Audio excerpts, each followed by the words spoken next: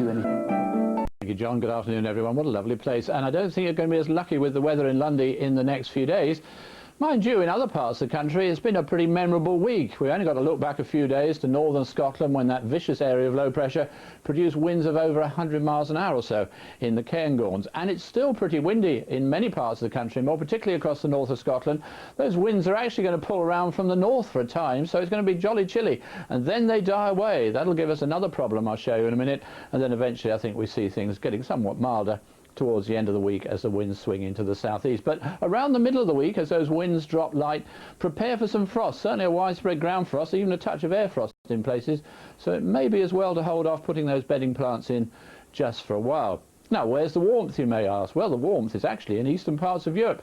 Very different to here. They've seen some very high temperatures in the last few days, over 10 degrees Celsius above normal, well up there around about the 90 degrees Fahrenheit mark. But not so closer to home. We have this area of low pressure with us, weather fronts feeding around it, enhancing the showers from time to time, and little weather systems too running along the channel, giving some annoying bursts of rain every now and again. But it will change for a time. Ridge of high pressure moves across in the middle of the week, quietens things down, hence the mention of frost, and then late on in the week another weather system moves in from the Atlantic to bring back some further outbreaks of rain. Now, at the moment, much of the country is fairly cloudy. We have showers all over the place. Some of them are already turning quite heavy, and here's that more general rain lurking down in the English Channel. East Anglia, Lincolnshire, at the moment, the best part of the country, dry and fairly bright, but it's not going to last. I think many parts are going to have showers during the course of the afternoon. Some of those showers could be quite heavy with hail and thunder, and they'll be falling as snow over the Scottish mountains. Also, this more general rain developing in the southeastern corner from about Hampshire eastwards, and some quite heavy bursts of rain maybe in the extreme southeast before the afternoon's hour. Heaviest rain probably down towards the Sussex coast and across into Kent. But there could well be rain almost anywhere. Temperatures not all that good. I suppose about average in the southeastern corner at 15 or 16 degrees, but in the north with that breeze and all those showers, I don't think it's going to feel particularly warm at all at 11 or 12 degrees.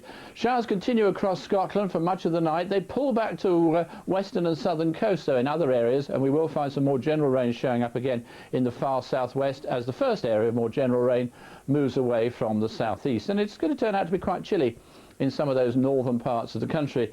The low is still there tomorrow. This little wriggling weather front still likely to give some fairly heavy and steady rain across those southernmost parts of the country. Otherwise, it's basically sunshine and showers again. Some of the showers in the north quite heavy, hail and thunder mixed in for good measure, and they'll continue to fall as snow over those Scottish mountains. On Tuesday, as the low pulls away, we get a strong northerly blast moving into those northern parts of the country. So showers and longer outbreaks of rain there. Again, some quite heavy ones. Again, we'll find snow over the hills.